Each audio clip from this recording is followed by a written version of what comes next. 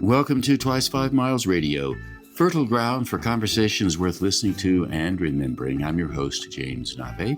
Today I'm going solo, and I'd like to focus on a topic that I've been thinking a fair amount about recently, as well as I've had it rolling around in my head for quite a while, and the topic is live life like a festival. Live life like a festival. How does one live life like a festival? Is that even possible? What does festival mean? And why is this rolling around in my head right now?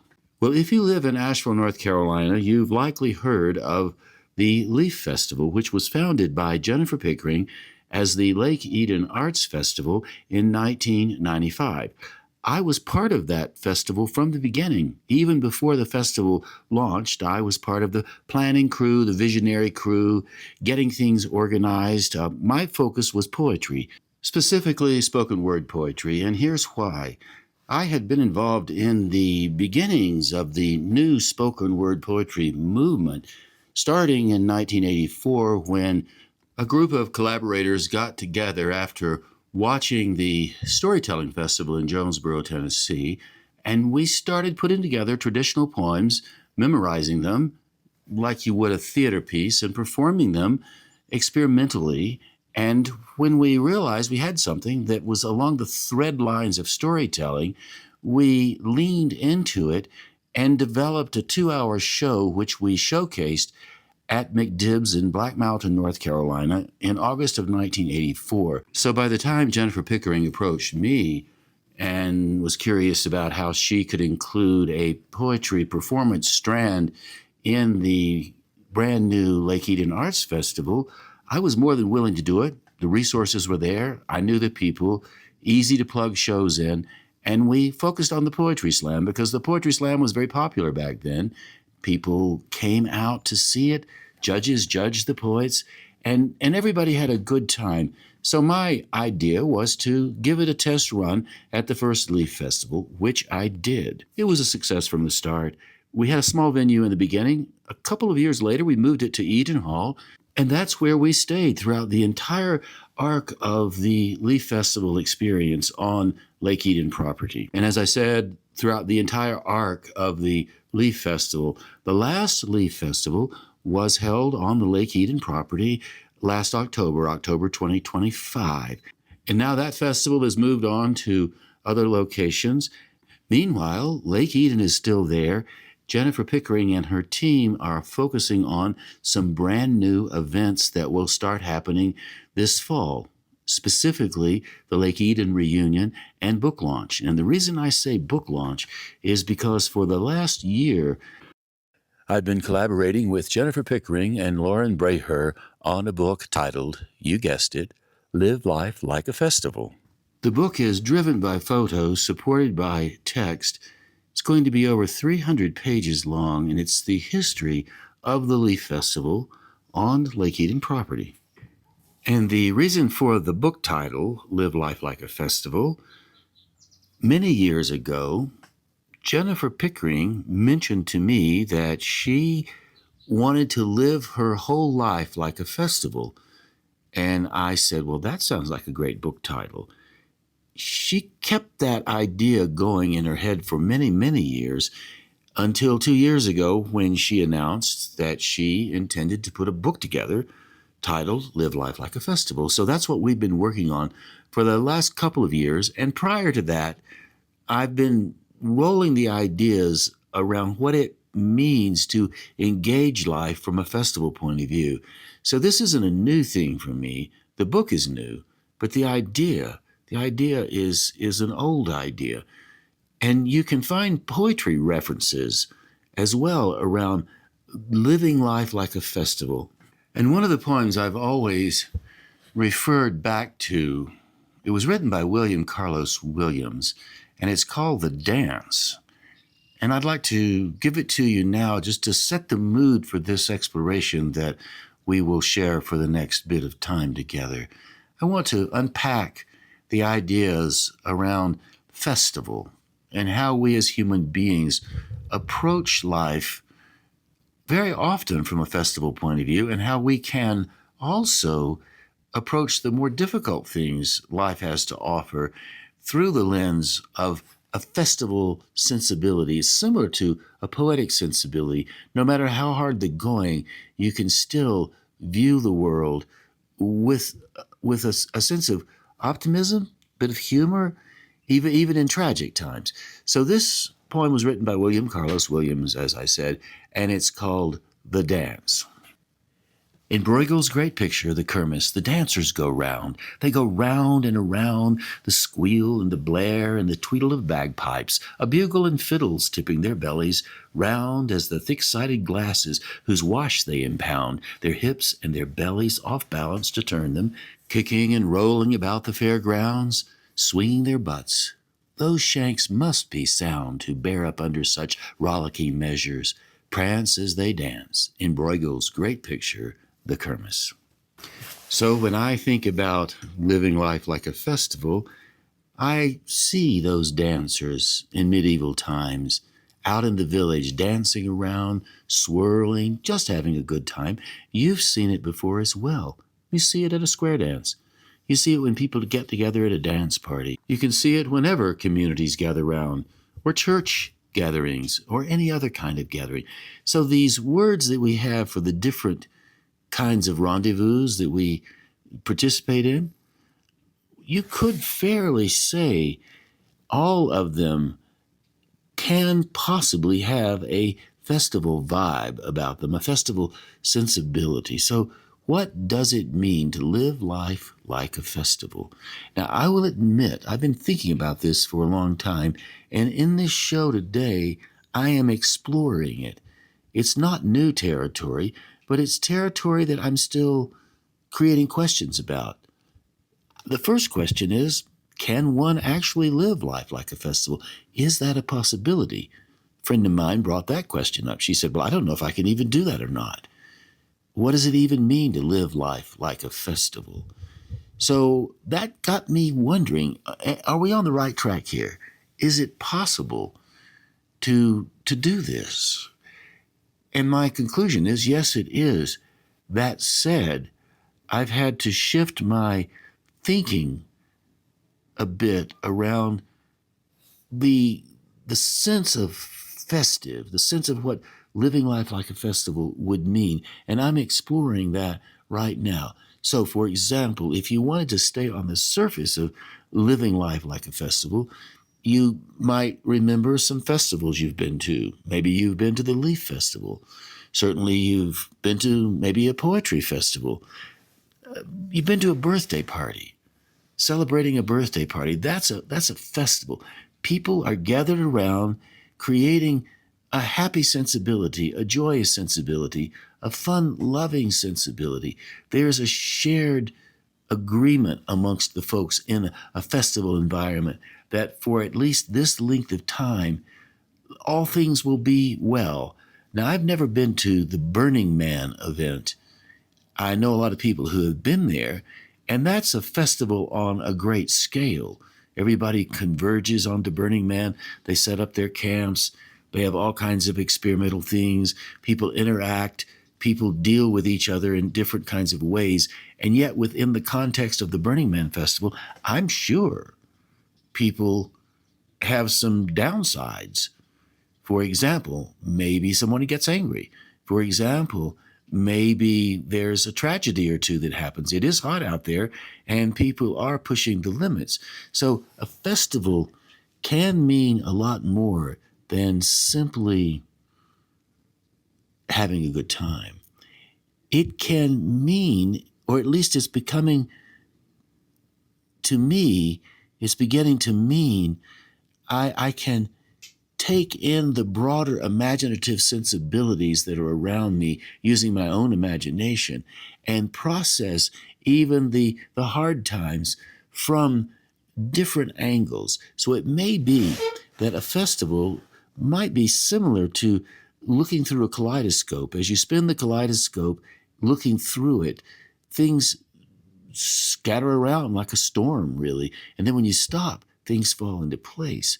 So it's possible that this notion of living life like a festival can be revised or expanded to feel the way the wind blows on your arm, like the wind is blowing on my arm right now. I'm recording this in the Taos, New Mexico area, Arroyo Seco to be specific.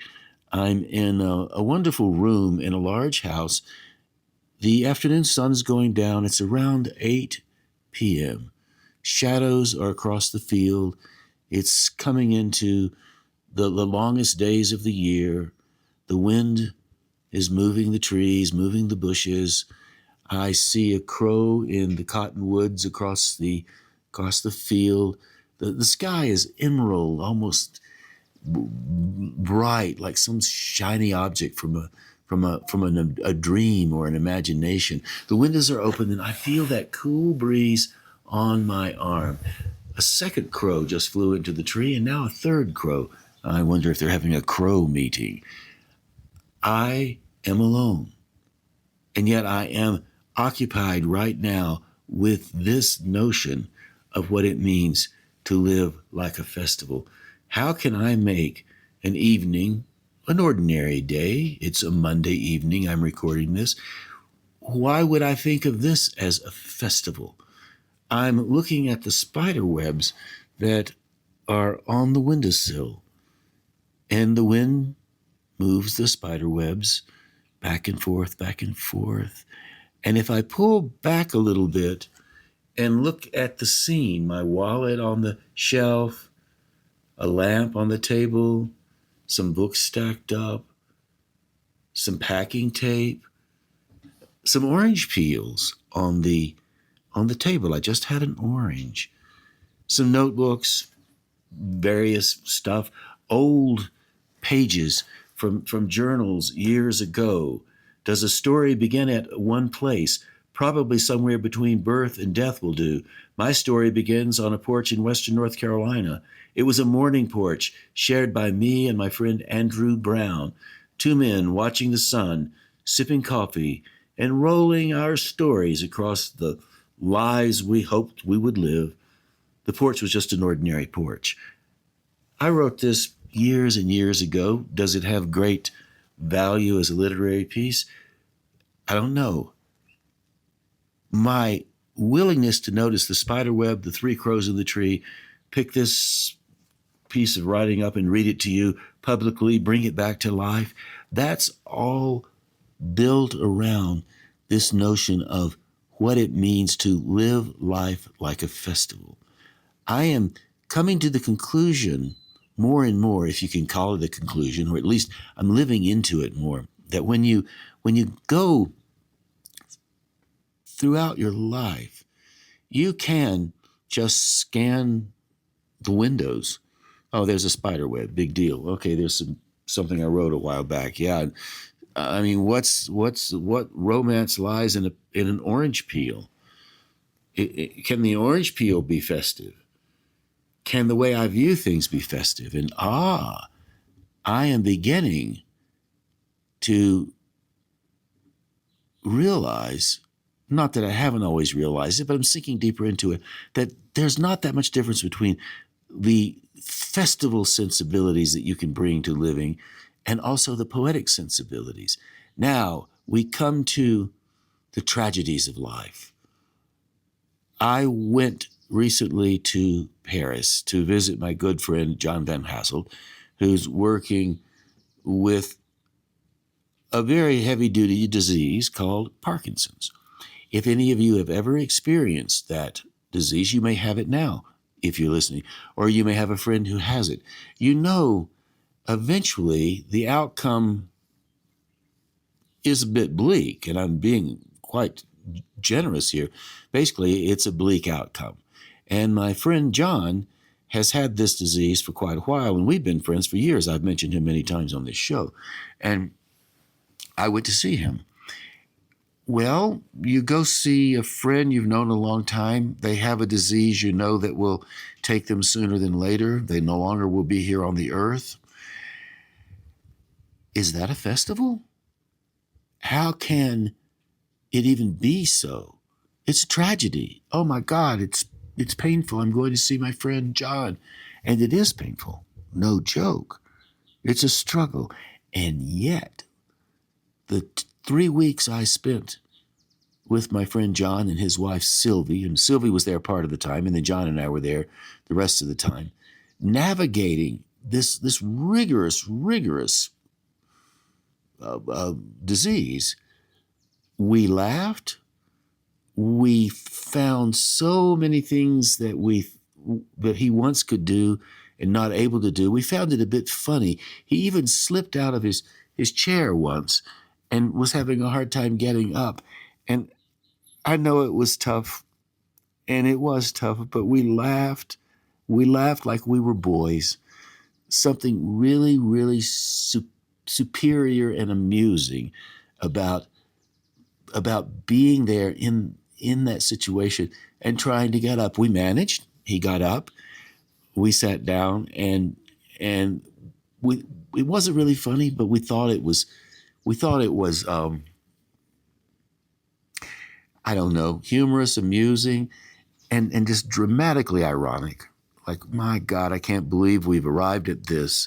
We never thought we would, and here we are, living life like a festival. Here we are, living life like a festival.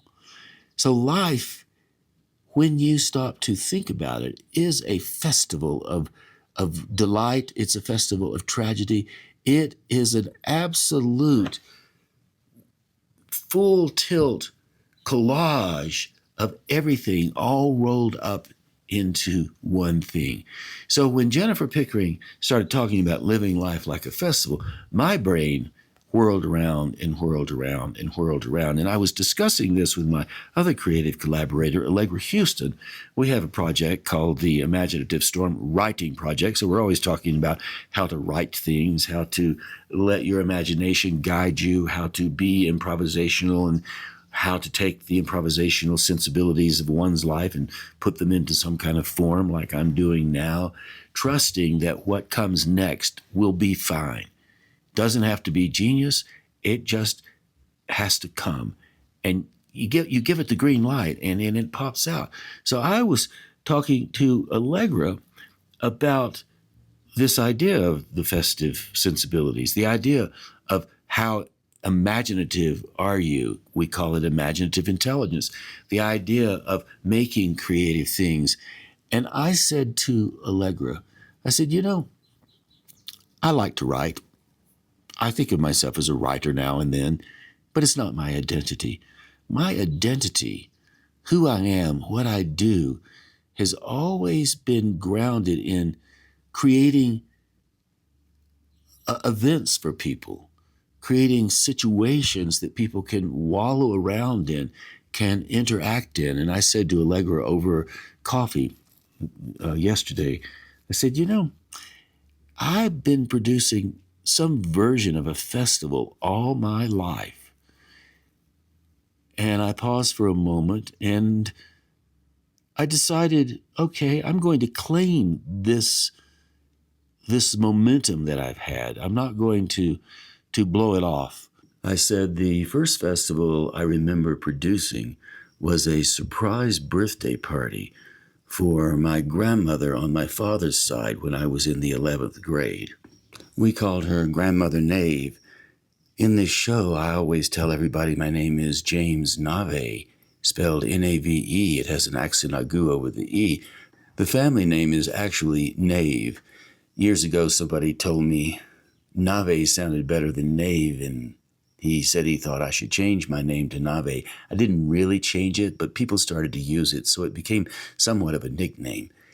So when I was in the 11th grade, I was Jimmy Nave, and I cared about my grandmother a great deal. She was a devout Methodist, very stern in her beliefs, and would go to church every Sunday. So, of course, the natural place I went to organize the people to come to her birthday party, I went to the ladies in the church. It was 1967 when I hosted her surprise birthday party. She was born in 1895, so she was celebrating her 70th birthday, and I was 17.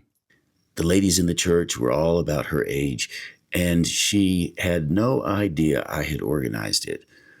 It was quite an event for her. I had somebody make the cake. I don't remember who.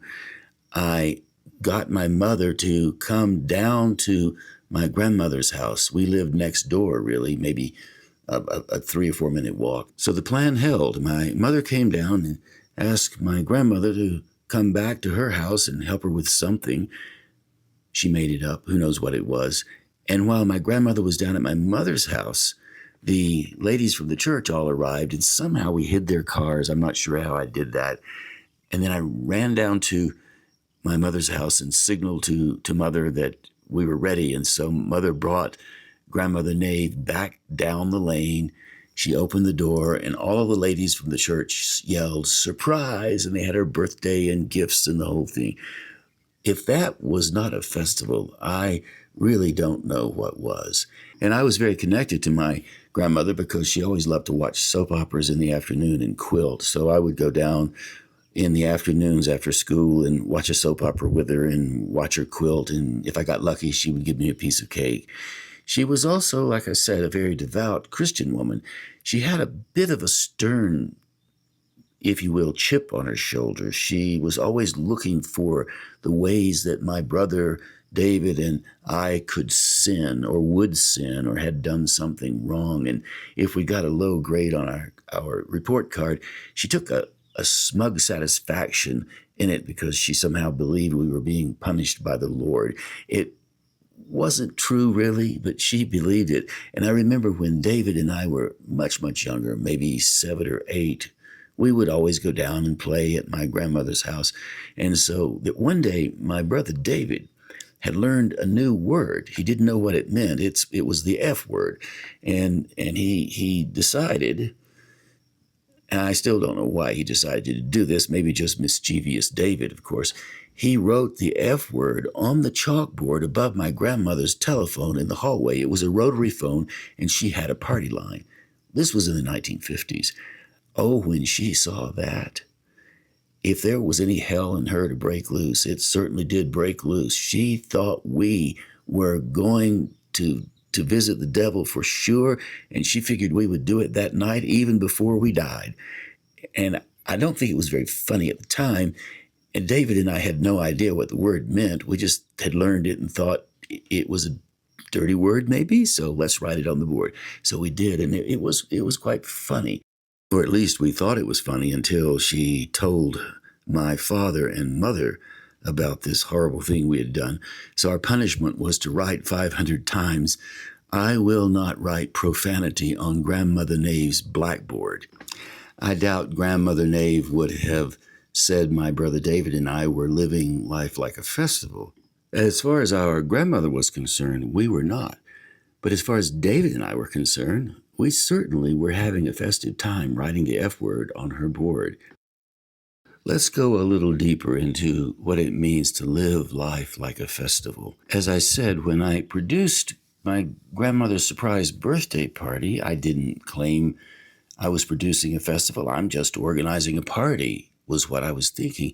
And yet, upon reflection, the same dynamics that went into organizing my grandmother's birthday party are the same dynamics, same strategy, same thinking, same planning. All of the variables that have to go into an event, they're always the same, no matter what you produce or make happen. If you are a parent and you've ever given your child a birthday party, which you probably have, that's a festival. The gathering has all of the elements that any kind of festival has.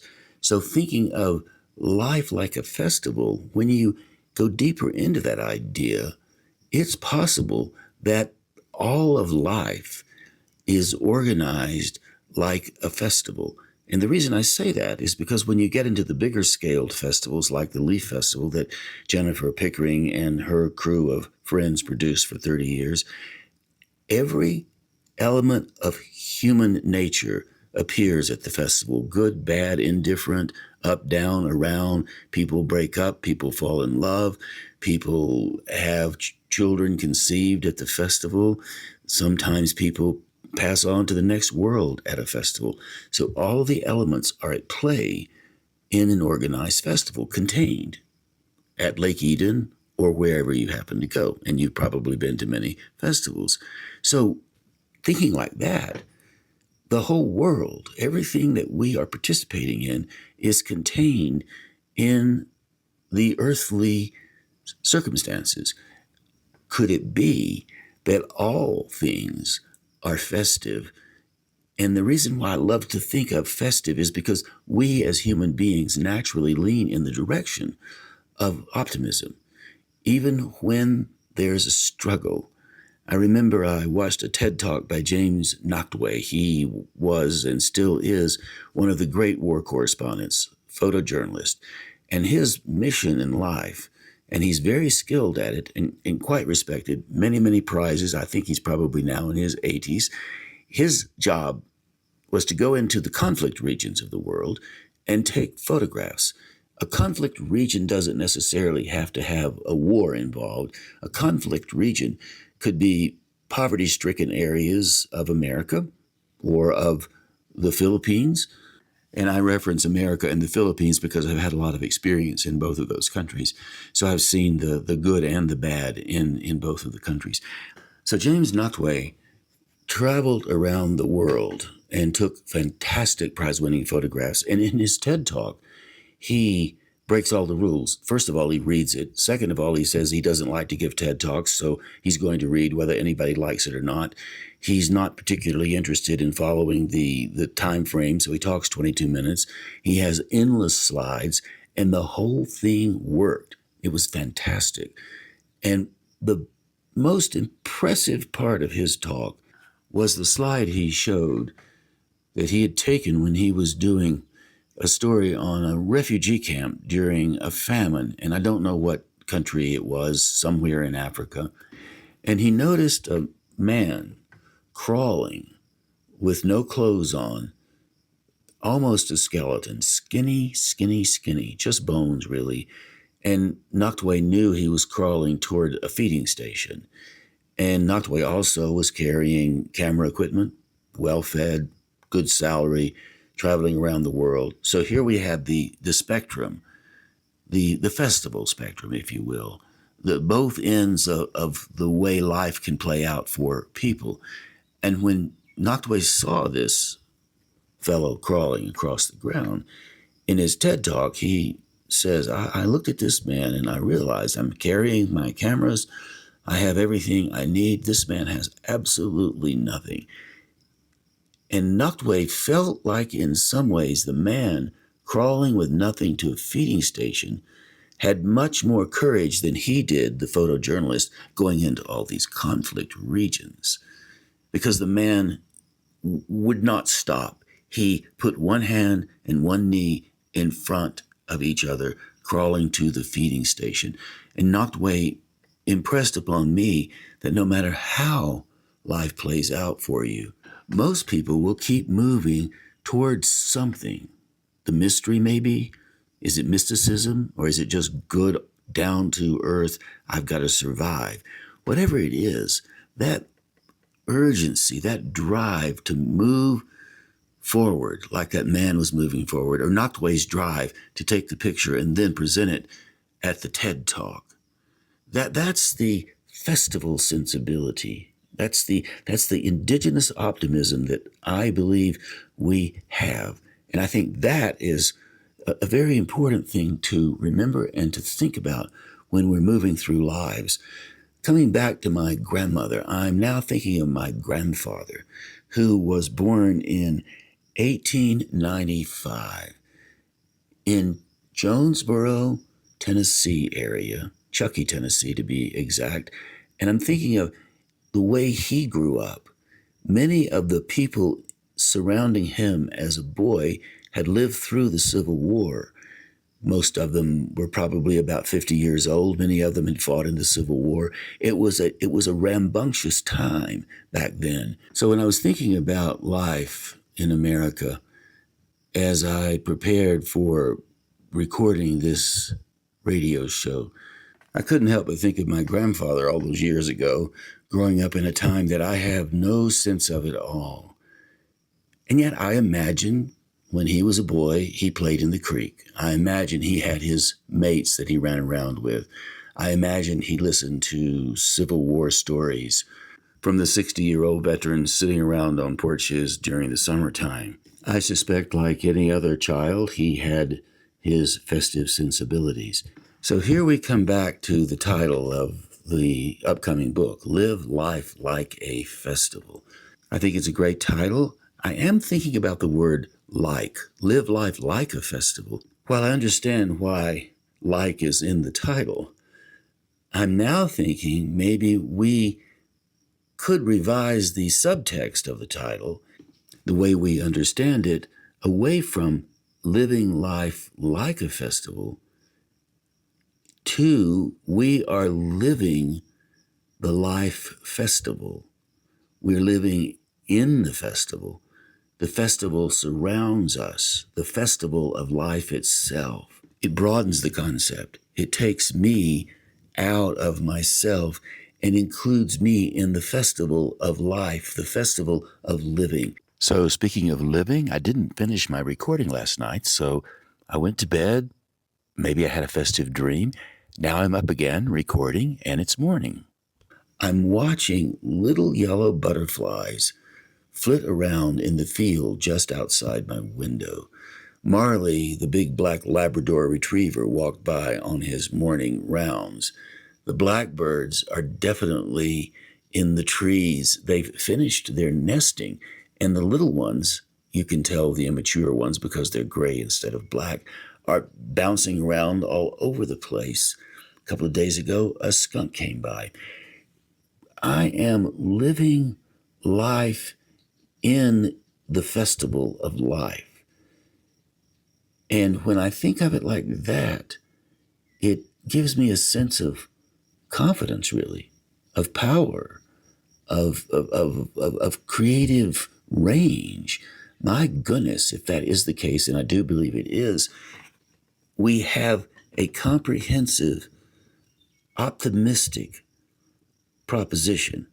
Now, I also want to point out, as you already know, life is not always a bed of roses. Life is not always a good time, Charlie, down at the tavern.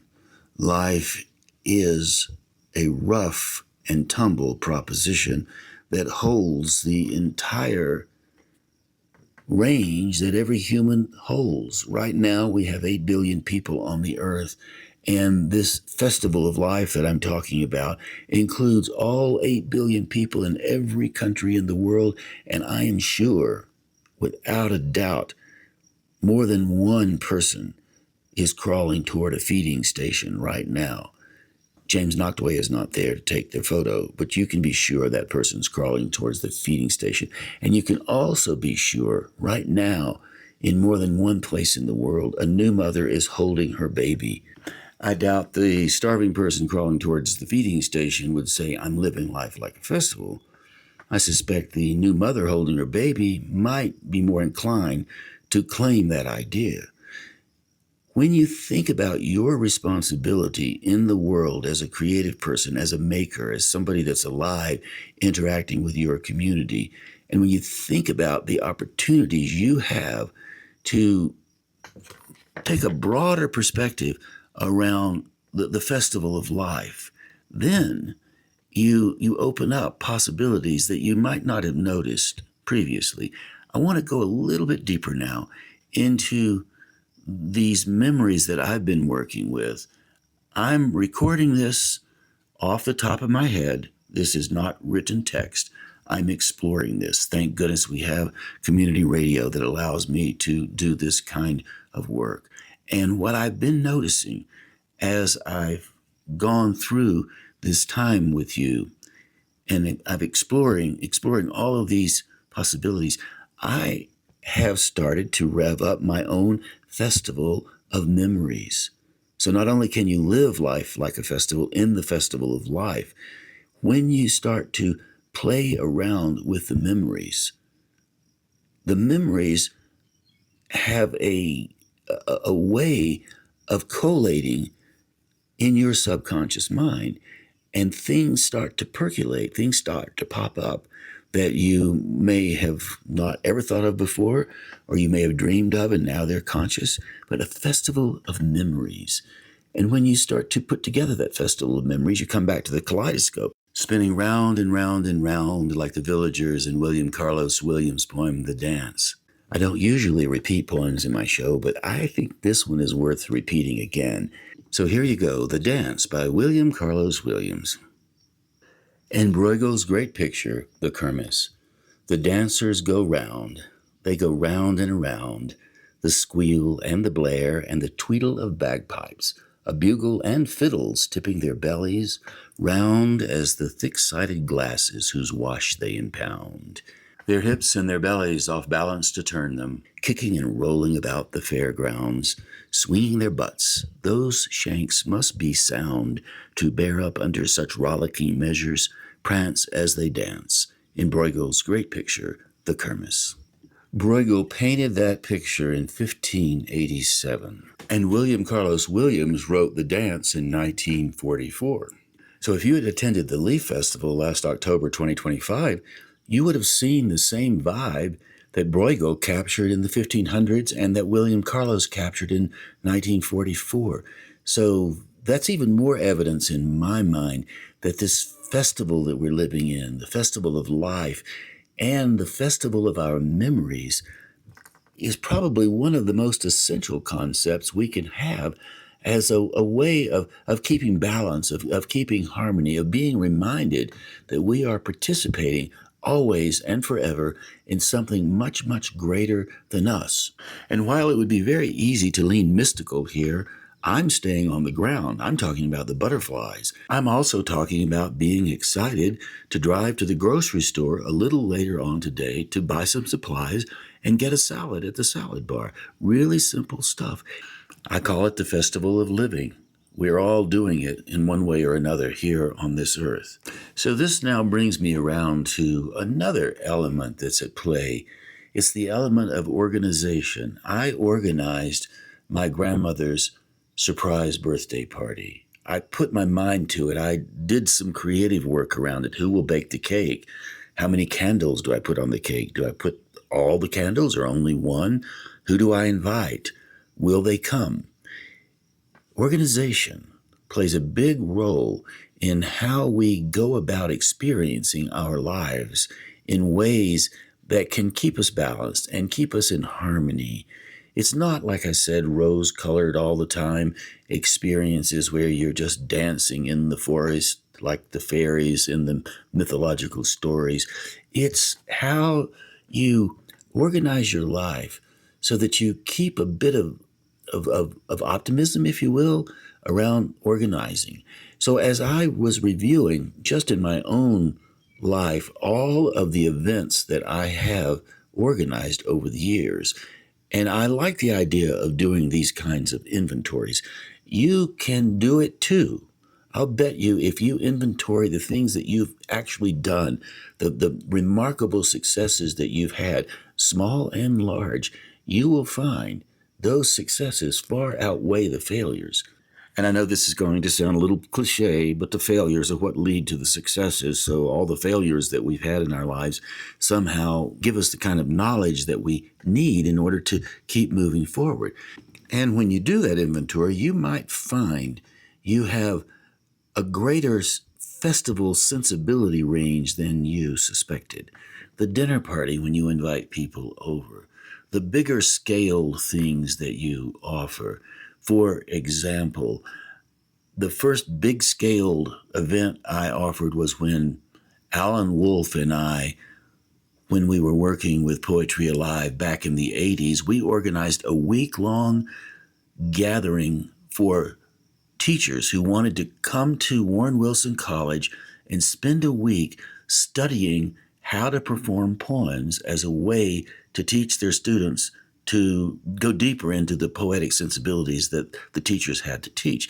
Sure enough, you guessed it, The Dance by William Carlos Williams was one of the poems that we worked with. Why did we work with The Dance? It's short, it's easy to remember, and it has lots of incredible rhythm. And it also is based on a number of art forms: poetry, painting, dance, music, all come to play in that one poem. So we used the dance by William Carlos Williams as a basis for the week. And there were other poems as well. It was an entire festival. Now, what made it a festival? If nobody had appeared and only Alan and I were standing there in an empty room, we would have been disappointed and probably had not as lively a festival experience or a festival spirit. But when the people all showed up, like they do in the Kermis by Bruegel, they showed up. They naturally started to interact. They naturally started to feed each other with delight, with curiosity, with joy, with stories that sometimes had some heaviness about them. And they used all of those experiences, all of those memories, the festivals of their memories, as a way of creating this momentum throughout the week. So that was in the 80s. And as I moved around the world, I've had so many occasions to create all kinds of opportunities. As I said, I love to give dinner parties. I've done that many times. Sometimes I've collaborated with people and we've offered salons. I'll tell you this, if you would like to do a salon, it's really smart, because what happens if you're doing a little dinner party or a covered dish dinner and you tell people you're hosting a salon, ask them to bring something creative. Not only will they bring something creative, but the food will be better and they will dress better because they've been invited to a salon. So a salon can be a festival. The Leaf Festival, certainly for 30 years, was a festival full of life and vitality. And like life in general, I only experienced a sliver of the Leaf Festival. So if you go to any kind of festival or even a small gathering, you only experience a sliver of it. And that's true with everybody else. But those little slivers become big memories. And when those memories get in place in your mind, that's what makes life worthwhile, absolutely makes life worthwhile. So in the spirit of being in life as a festival, I'd like to offer you another poem. I wrote this one, and it's called The Bug. And the reason I like it is because it's festive. Its subject is a bug and the relationship that we have with the environment, which, of course, is the relationship we have with life. So here you go, The Bug. If you see a bug and a bug sees you, tell me then what will you do? Will you dance and sing and run and play and say to the bug, well, it's okay that the world is wet and green and lean, and you're the finest bug I have ever seen? I'll tell you the truth, because I know that in this world, wherever you go, you'll find a bug that will be your friend, one that will tell you exactly when it's time to get up and time to come in. So if you find that bug, keep your feet on the floor. Don't mash him in the head. Don't kick him out the door. He'll be your buddy. He'll be your friend. He'll carry your flag around the bend. Put him on a plant. Set him in the sun. Watch him grin and jump and run from leaf to leaf and stem to stem. So just remember, it's up to you. Don't kick those bugs, whatever you do. And tomorrow when one comes dancing along, beat on a milk jug and sing your song. Then you'll know the world is fine, 'cause you and the bugs will all be trying to get along and have some fun, dancing on the grass till the day is done. So I'll ask you once more, and answer me true. If you see a bug and a bug sees you, tell me then what you will do. That was The Bug. I don't remember when I wrote that poem. I don't usually write rhymey pieces like that, but there's something about bugs that just delight me. The little things crawl around. They seem to know what they're doing. They seem to know where they're going. They have a purpose, passion even, desire. I don't know if bugs have strategy. I don't know if they have like a bug journey meeting before they go out into the world. I'd like to think they do. It's a beautiful thing when you start to consider your life and how it folds into everything around you. We are living in some existential times. Our existence seems to be threatened.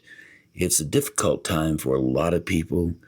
As I said, if James Noctway was out there, he would be taking pictures of things that would disturb us. Life is life, and within the context of its festiveness, you have all of the things that go on. And people somehow, regardless of where they go or how they play or how they deal with the heavy stuff and the easy stuff, they seem to always lean into a bit of delight, a smile, a sense of longing or of purpose. So with The Dance by William Carlos Williams, you can imagine there's music. And when you look closely at people having a festive time at a festival like the Leaf Festival or a poetry festival or a writing festival, a word fest, any kind of gathering, they are smiling. They're interacting with each other. They're caring about each other. So it may be this idea of living in life as a festival. It may be that it's a containment that has a sense of love about it. And I know love can be overused, and sometimes I get tired of everybody talking about love. That said, I know the people I love, and when I lean into it, it feels really, really good. So I'd like to give you one of my absolutely favorite songs, sung by my good friend Big John Scherer, and he's rewritten it a bit. Most of the time when you hear it, it's either the nature boy or the nature girl who's the main character. Big John's version has both characters in it. So here's Big John Scherer singing about love. Wonderful thing to remind us all the world is festive if we allow it to be so. Well, there was a boy, a very special kind of boy. He wandered very far, over land and sea. He was a little shy and sad of eye, but very wise was he. And then one day he happened to pass my way. We talked of many things, golden kings. Then he said to me, the greatest thing you'll ever learn is to love and be loved in return. And then there was a girl, a very special kind of girl. She wandered very far, over land and sea. She was a little shy and sad of eye, but very wise was she. And then one day she happened to pass my way. We talked of many things, golden queens. Then she said to me, the greatest thing you'll ever learn is to love and be loved in return. And then there was a boy and girl, a very special boy and girl. They wandered very far, over land and sea. They were a little shy and sad of eye, but very wise were they. And then one day they happened to pass my way. We talked of many things, kings and queens. Then they said to me, the greatest thing you'll ever learn is to love and be loved, and to love and to be loved in return.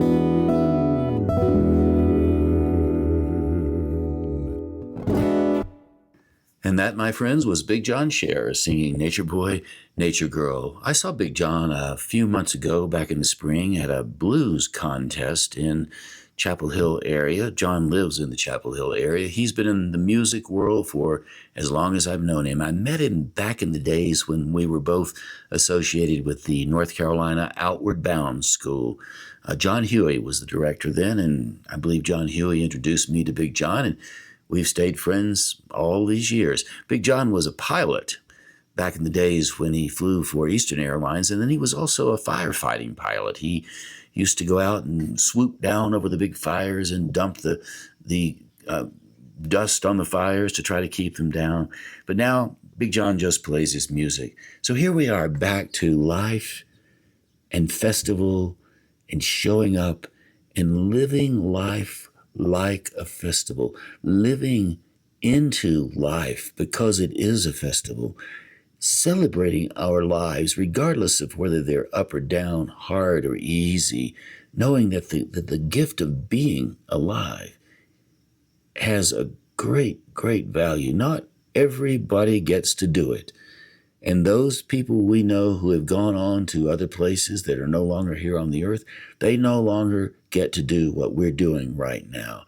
And I'm so grateful that I can sit here and create an hour show off my memories, my festival of memories. I don't do this improvisationally.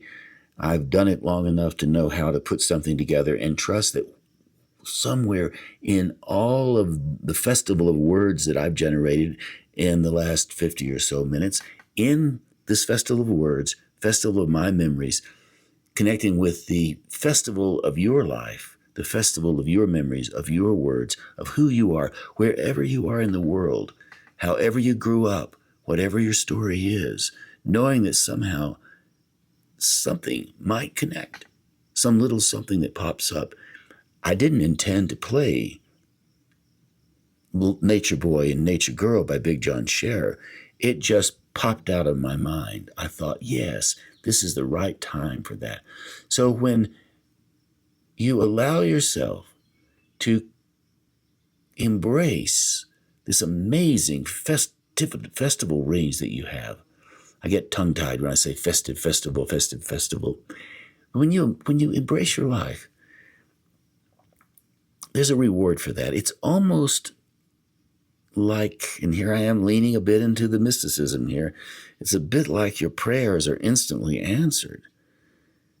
We wonder if that's true. Do prayers offer answers after you lift them up? You can't measure it scientifically. But I would like to think, sitting here, looking out this window, finishing this show, hearing the arroyo run by the house across the field, watching Marley walk by, the old black Labrador retriever. I don't know, his hair is so dark and the sun's so bright, I hope Marley's not too heated up. Thinking about all that, coming to the end of this show, I hope somewhere in my verbiage, somewhere in my narrative, somewhere in my meanderings and my talking, you've gotten something that brings you back home to you. So in the end, living your life like a festival or in the festival of life is you being home with yourself. Knock, knock, who's there? I'm coming home now. I'm here. You answer the door, and who do you see? You see yourself. You let yourself in. Maybe you make a dinner for yourself or for your friends. Be present in the festival of life, the festival of memories, the festival of you. And on that note, thanks ever so much for tuning in to Twice 5 Miles Radio. I'm your host, James Nave. This show airs always first on WPVM-FM in Asheville and KCEI, Cultural Energy Radio in Taos. Devine Dial, thank you for managing WPVM-FM, and Robin Collier and Mike Tilley, thank you for managing KCEI in Taos, which airs up in Alamosa, Colorado. So if you're in Alamosa, Colorado, hey, thanks for listening all the way up there in the high Rockies. Colorado high. What was it? John Denver said, Colorado mountain high. Another story, another day. But anyway, thank you all for being there. I'd like to also thank Walter Parks for our theme song, walterparks.com for more on Walter's music. And I'd like to say that if you ever want to join me for my Imaginative Storm writing collective gathering circle every Saturday with my creative collaborator, Allegra Houston, it's easy to do. Just go to imaginativestorm.com, and there you'll see the information that will allow you to find that little Zoom link. And so wherever you are in this wild and woolly festival world that we live in, you can click through and join us on a Saturday and spend a little time with a group of rather delightful people, in my opinion. And if you would like to reach me, you can always email me, nave@jamesnave.com. nave@jamesnave.com. I would love to hear from you. Curious about what you're doing in your life, where you are. And if by chance you ever see me on the street in Asheville or in Taos, if you recognize me, it's radio, so you might not be able to, but if you do, I'd love it if you stopped and said hello. I would really like to meet you in person. So there you go. We've arrived at the end of our time together. Again, thanks ever so much for tuning in, and I hope you come back sometime soon. And until then, I'll catch you on that turnaround somewhere down the line.